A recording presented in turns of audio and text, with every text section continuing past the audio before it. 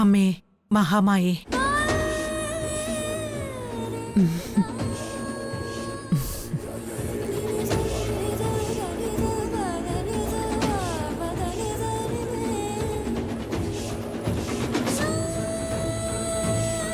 ഈശ്വരിയമ്മ എപ്പോ വന്നു?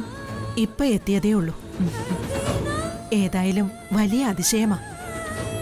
സുഭദ്ര എങ്ങോട്ട് പോയിന്ന് നോക്കണ്ട. വളർന്നപ്പോ രാധയും സുഭദ്രയായിന്ന് സാരം. അല്ല, എന്തും നേരിടാൻ സുഭദ്രയെ പോലെ ധൈര്യം നിനക്കും ഉണ്ടല്ലോ അല്ലേ? അതെനിക്കറിഞ്ഞുകൂടാ. പക്ഷേ എന്തു വന്നാലും നേരിടാമെന്നൊരു ചിന്തയാ എനിക്ക്. അതിനെ ധൈര്യമെന്ന് വേണമെങ്കിലും വിളിക്കാമെന്ന് തോന്നുന്നു. വിളിക്കാമെന്നല്ല, അത് തന്നെയാണ് ധൈര്യം. നിന്റെ സിരകളിൽ ഓടുന്നത് ഭയത്തിന്റെ കലർപ്പ് കലരാത്ത രക്തം. തൃപ്പങ്ങോട്ടെ പ്രത്യേകതയാത്. നിന്റെ അച്ഛന്റെയും ചേച്ചിയുടെയും ഒക്കെ ഞരമ്പുകളിൽ പതഞ്ഞിരുന്നതും ഇതേ രക്തം തന്നെയാ. ധൈര്യമുള്ളിടത്ത് ശക്തിയുണ്ടാവും. മനസ്സാന്നിധ്യവും ഈശ്വര ചിന്തയും മുറുകെ പിടിച്ചോളൂ. ഒരു കുഴപ്പവും വരില്ല നിനക്ക്. ഭാവി അറിയുന്ന ആളല്ലേ ഈശ്വരിയമ്മ? പ്രവചനവരം കിട്ടിയവർ ആണോ? അറിയില്ല. എന്തോ മനസ്സിൽ തോന്നുന്നു, അത് പറയുന്നു. അത്ര തന്നെ. അതുതന്നെയാണ് പ്രവചനശക്തിയും. ഈശ്വരിയമ്മ പറയേ, എന്താകും ഇതിന്റെയൊക്കെ പര്യവസാനം? ശുഭമാണോ ശാപമാണോ സംഭവിക്കാൻ പോകുന്നത്? പറ ഈശ്വരിയമ്മേ, എന്റെ മരണമാണോ അവസാനം? എന്താണെങ്കിലും തുറന്നു പറയൂ. കേട്ട് തയ്യാറാവാനാ.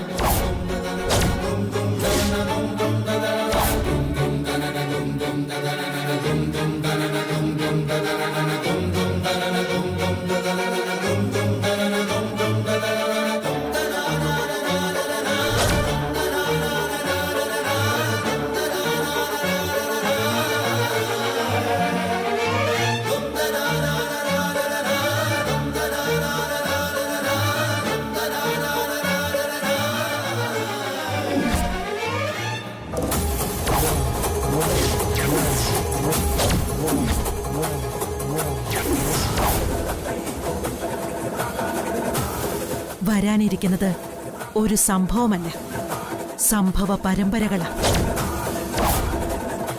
അത് നീ ഒരാളുടെ മാത്രം തലവര നിശ്ചയിക്കുകയോ ജീവിതഗതി മാറ്റുകയോ ചെയ്യുന്ന വിധത്തിൽ ചുരുക്കപ്പെട്ട് കിടക്കുകയല്ല.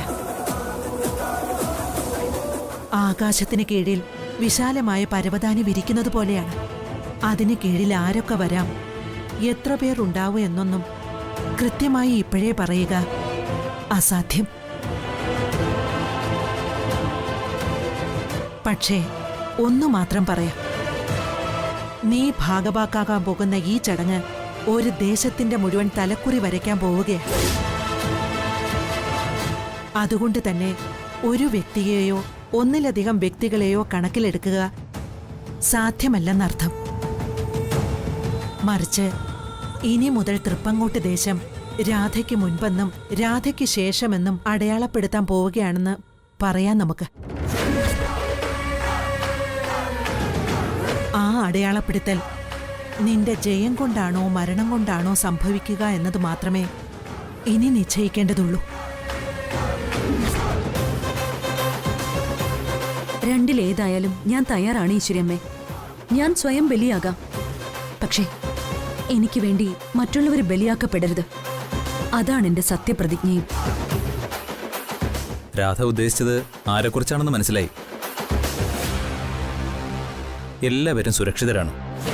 പക്ഷേ പ്രസാദ് മാത്രം ഇതുവരെ വന്നിട്ടില്ല. എത്ര അന്വേഷിച്ചിട്ടും എവിടെയാണെന്ന് ഒരു ഊഹവും കിട്ടിയിട്ടില്ല ഇതുവരെ. അതേക്കുറിച്ചോർത്ത് ആരും വ്യാകുലപ്പെടണ്ട. വക്കീല് പറഞ്ഞ് എനിക്കറിയാം പ്രസാദിനെ. മുറിച്ചിട്ടാൽ മുറി കൂടുന്ന ജാതിയെ അവൻ. ഒരു കാരാഗൃഹ മതിലിനും അവനെ ബന്ധിക്കാൻ പറ്റില്ല. സമയമാകുമ്പോ ആള് പുറത്തു വരിക തന്നെ ചെയ്യും. നിനക്ക് വിശ്വസിക്കും.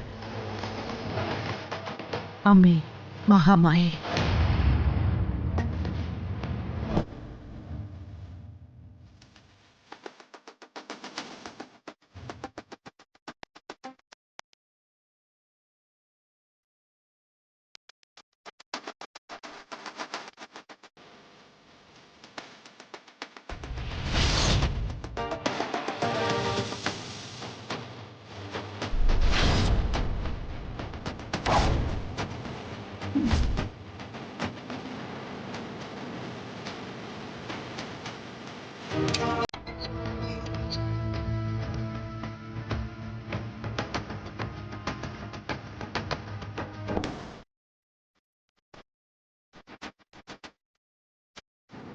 ഇതെന്താ ഇവിടെ ആരുമില്ലേ?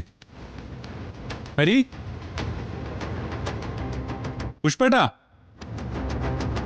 മുരളി, ഹരി.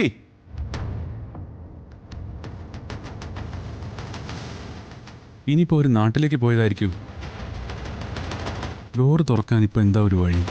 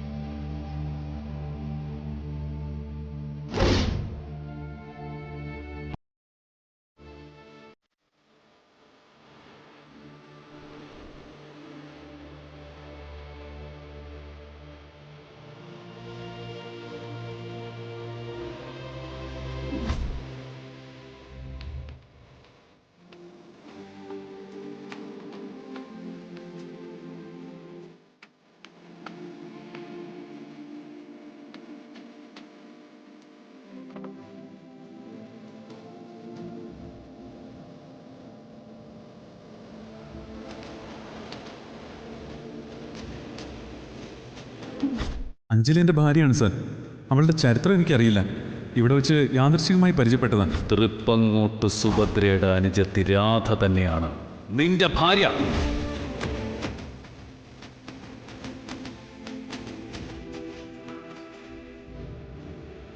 ഇത്രയും നാൾ എൻ്റെ കൂടെ ഉണ്ടായിരുന്നിട്ടും തിരിച്ചറിയാതെ പോയല്ലോ.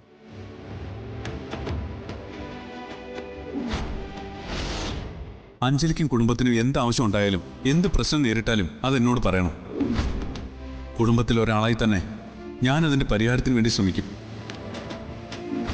അഞ്ജലിക്ക് എന്ത് പ്രശ്നം ഉണ്ടായാലും ഞാൻ ഒപ്പം ഉണ്ടാവുമെന്ന് ഞാൻ വാക്ക് തന്നിട്ടുണ്ട്.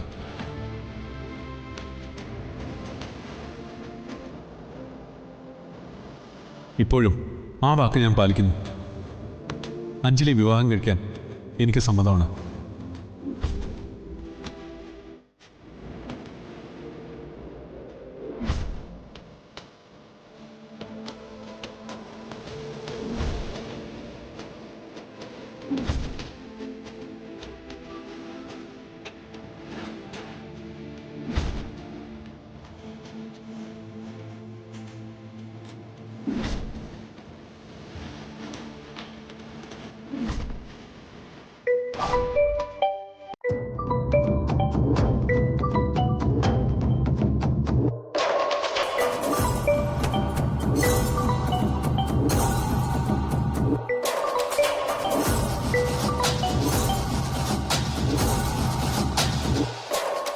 ഹലോ.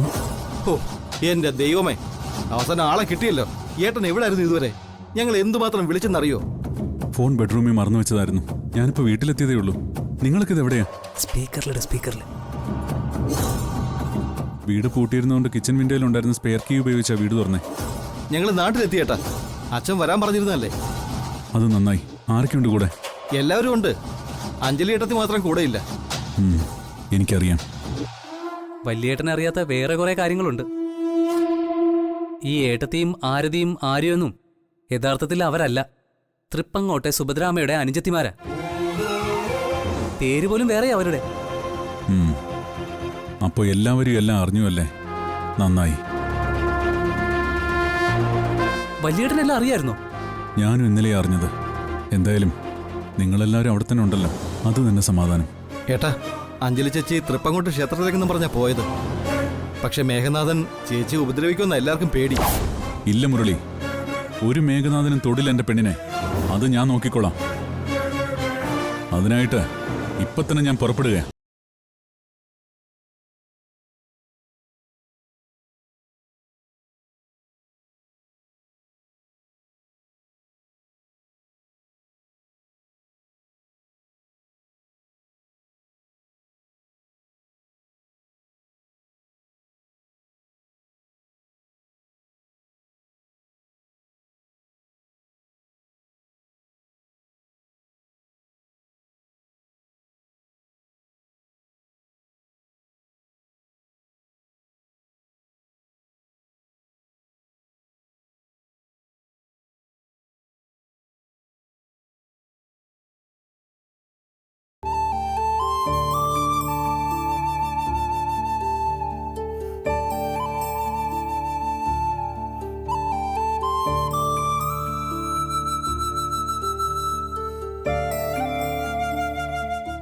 എല്ലാരെയും കൊണ്ടുവന്നിട്ടുണ്ട്. ചന്ദ്രേട്ടൻ എന്താ പറയാനുള്ളതെന്ന് വെച്ചാൽ പറയാം. കൃഷ്ണൻ രാധയും കൂടി വരണമായിരുന്നു, എങ്കിലേ കാര്യമുള്ളൂ. ഏട്ടൻ വരുമെന്ന് പറഞ്ഞല്ലോ. ഏട്ടൻ പറഞ്ഞതാ. വരുമെന്ന് ഉറപ്പാ. വലിയച്ചിയും വരുമെന്ന് ഉറപ്പാ. അറിയാം, പക്ഷെ അതിനു മുമ്പ് എന്റെ മുമ്പിൽ അവർ ഒരുമിച്ച് വരണമെന്നായിരുന്നു ആഗ്രഹിച്ചത്. അഞ്ജലിയാണ് രാധയെന്ന് എന്റെ നാവിന്ന് തന്നെ എന്റെ മകൻ അറിയണമായിരുന്നു. വല്യേട്ടനത് അറിയാന്നാച്ചാ ഞങ്ങളോട് പറഞ്ഞത്. അതെ, എല്ലാം അറിഞ്ഞ ഭാവത്തിലല്ല ഏട്ടൻ സംസാരിച്ചത്. എങ്കിൽ പിന്നെ ഇനിയും വെച്ച് താമസിപ്പിക്കണോ ചന്ദ്രേട്ടാ? കാര്യങ്ങൾ അങ്ങ് തുറന്നു പറഞ്ഞൂടെ? എന്ത് കാര്യങ്ങളാ ചന്ദ്രേട്ടാ? എന്തോ സീരിയസ് ആയിട്ടാണല്ലോ. അച്ഛന് പറയാൻ മടിയാനും, ഞാൻ തന്നെ പറയാം.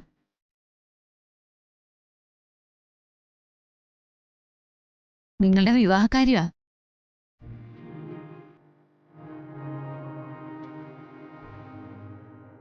ഞങ്ങളുടെ വിവാഹകാര്യമെന്ന് വെച്ചാ നിങ്ങൾ എന്താ ഉദ്ദേശിക്കുന്നത്? തെളിച്ചു പറ. അതെ, തെളിച്ചു പറ. ഞങ്ങളെ കൺഫ്യൂഷൻ ആക്കല്ലേ. ഇതിന് കൺഫ്യൂഷന്റെ കാര്യമൊന്നുമില്ല.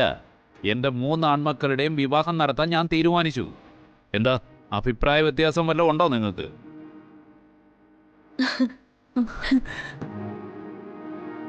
അതെ അച്ഛാ, എന്റെ കല്യാണം കഴിഞ്ഞതാ. ഒളിച്ചും പാത്തും താലികെട്ടലല്ല വേണ്ടത്. 4 ആൾ അറിഞ്ഞു വേണം പുടവ കൊടുക്കാൻ.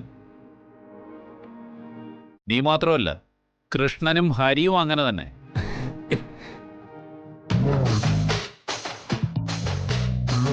അല്ല, ഞാൻ ആരെ കല്യാണം കഴിക്കണമെന്നാണ് അച്ഛൻ ഉദ്ദേശിക്കുന്നത്?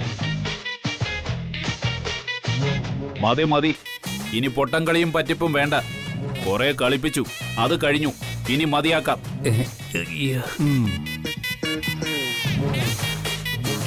നീയും സൗഭാഗ്യം തമ്മിലുള്ള കല്യാണമാണ് ഞാൻ തീരുമാനിച്ചത്. അതുപോലെ മുരളിയും ദർശനയും തമ്മിലും പ്രസാദും രാധയും തമ്മിലുള്ള വിവാഹവും നടക്കണം, ഒരേ പന്തലി വെച്ച് തന്നെ. അയ്യോ അച്ഛാ, അത് വേണ്ട അച്ഛാ. എന്ത് വേണ്ടാന്ന്? നിങ്ങൾക്കെന്താ വിവാഹം വേണ്ടേ? അത് വേണം. പക്ഷേ ആര്യയെ സൗഭാഗ്യം എന്നൊക്കെ വിളിക്കുന്നത് കേട്ടപ്പോ എന്തോ പോലെ.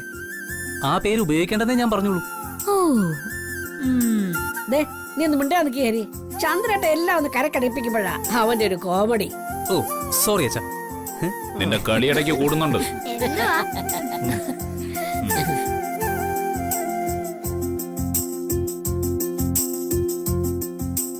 എന്തായാലും രാധയുടെ കാര്യത്തിലാ എന്റെ പേടി മുഴുവൻ.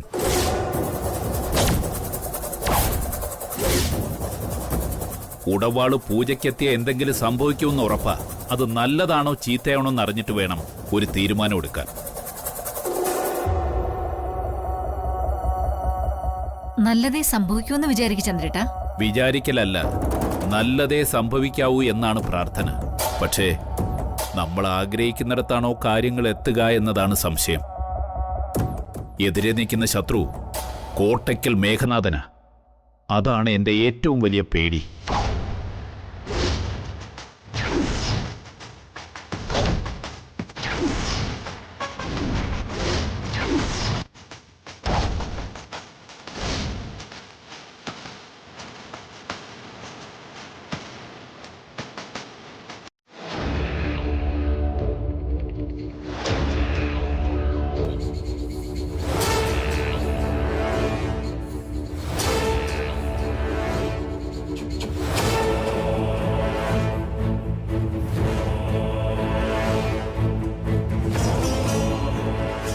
ആ രാധ എവിടെയാന്നുള്ള കൃത്യമായ അറിവ് കിട്ടിയാൽ മാത്രമേ നമുക്ക് എന്തെങ്കിലും ചെയ്യാൻ പറ്റൂ. അത് കണ്ടുപിടിക്കാനാ ഞാൻ മണിച്ചൻ അയച്ചിരിക്കുന്നത്. അയാൾ ഉടനെ എത്തും. അതുവരെ ഒന്ന് ക്ഷമിക്ക്. ഞാനെത്തി. ആ, എത്ര നേരമായിട്ട് തന്നെ നോക്കിയിരിക്കുകയാണെന്ന് അറിയോ ഞാൻ. എവിടെയായിരുന്നു ഇതുവരെ? അത്ര എളുപ്പം തീർക്കുന്ന ജോലിയാണോ സാർ എന്നെ ഏൽപ്പിച്ചത്? എന്തെല്ലാണ് അന്വേഷിക്കാനും കണ്ടുപിടിക്കാനുണ്ടായിരുന്നത്? അതും നേരിട്ട് പോകാതെ മറ്റു ചിലരെ വെച്ചിട്ട്. ആ ശരി ശരി ശരി. എന്നിട്ട് താൻ എന്തെല്ലാം അന്വേഷിച്ച് കണ്ടുപിടിച്ചു അത് പറ, ആദ്യം കേക്കട്ടെ. സാർ, ഈ ചന്ദ്രമോഹന്റെ വീട്ടിൽ പ്രസാദ് ഒഴിച്ചുള്ള മക്കൾ എല്ലാവരും എത്തിയിട്ടുണ്ട്. അവർക്കൊപ്പം രാധയുടെ അനുജത്തിമാരും ഉണ്ട്. പക്ഷേ രാധ മാത്രം ആ വീട്ടിൽ ചെന്നിട്ടില്ല ഇതുവരെ. ഇത് ഞാൻ പ്രതീക്ഷിച്ചു. പ്രസാദ് ഒരിക്കലും ഇവിടേക്ക് വരില്ല എന്ന് എനിക്കറിയാം. അവന്റെ കുരുതി ഞാൻ മാറ്റി വച്ചിരിക്കുക. പക്ഷെ രാധ, അവൾ ആ വീട്ടിൽ ചെന്നില്ലെങ്കിൽ വക്കീൽ അവളെ ഒളിപ്പിച്ച് വെച്ചിരിക്കുന്നുള്ള കാര്യം ഉറപ്പാ. പിന്നൊന്നറിഞ്ഞതേ ആ ചന്ദ്രമോഹന്റെ രുക്മിണിയുടെയും തീരുമാനമാണ്. പ്രസാദിന്റെ അനിയന്മാരെ കൊണ്ട് രാധയുടെ അനിയത്തിമാരെ കല്യാണം കഴിപ്പിക്കാനാ നീക്കം. ഉത്സവം കഴിഞ്ഞ കൃഷ്ണപ്രസാദിന്റെ രാധക്കുഞ്ഞിന്റെയും തമ്മിലുള്ള വിവാഹം ഇവിടെ ഈ തൃപ്പങ്ങോട്ട് തറവാട്ടി വെച്ച് ഗംഭീരമായിട്ട് ആഘോഷിക്കുമെന്ന് ഒരു സ്തുതി കേൾക്കുന്നുണ്ട്.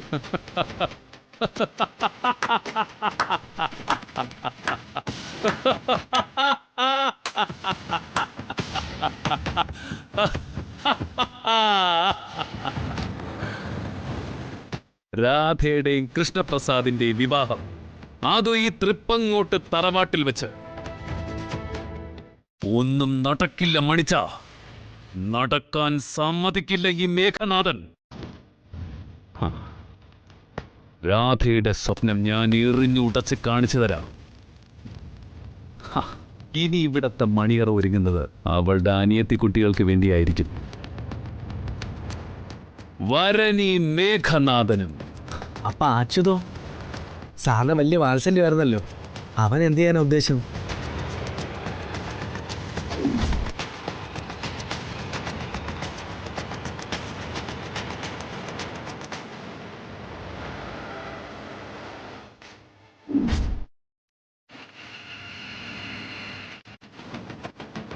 അതൊരു ചെറിയ സങ്കടമുള്ള കാര്യമാണ്.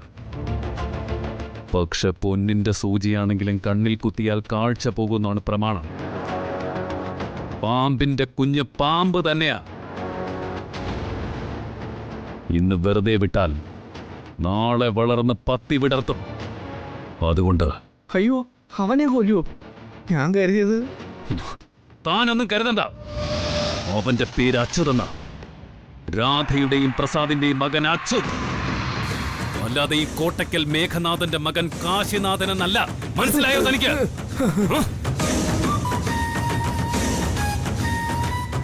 സാർ,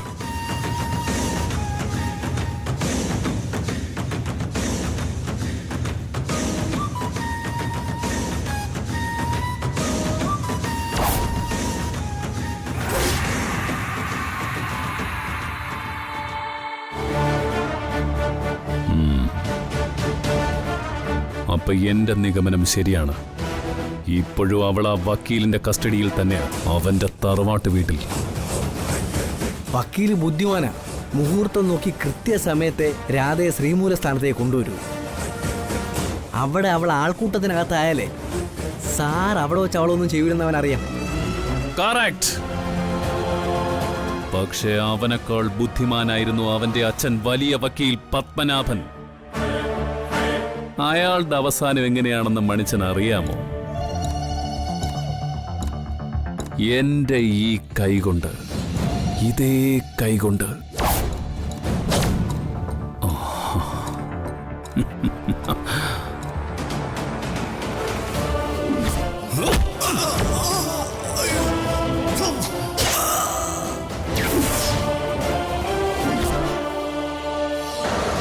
ഇവന് ഞാൻ വിധിക്കുന്നത് അതിനേക്കാളും വലിയ ദുർവിധിയായിരിക്കും. ദാ ഇവരെ കൊണ്ട്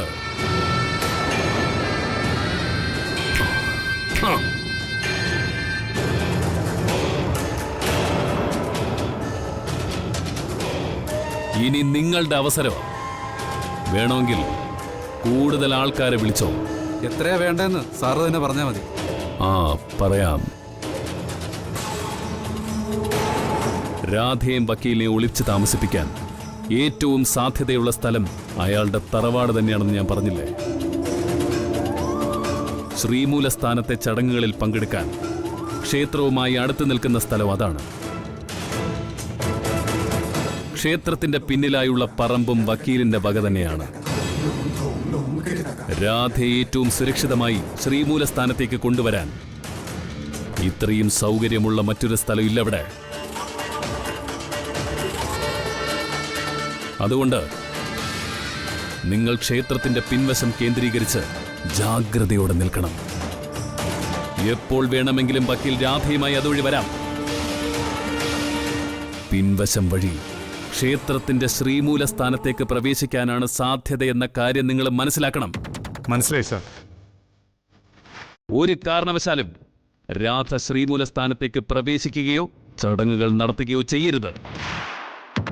അതിനുവേണ്ടി ഏതറ്റം വരെയും നിങ്ങൾക്ക് പോകാം, എന്തും ചെയ്യാം നിങ്ങൾക്ക്, മനുഷ്യക്കുരുതി വരെ.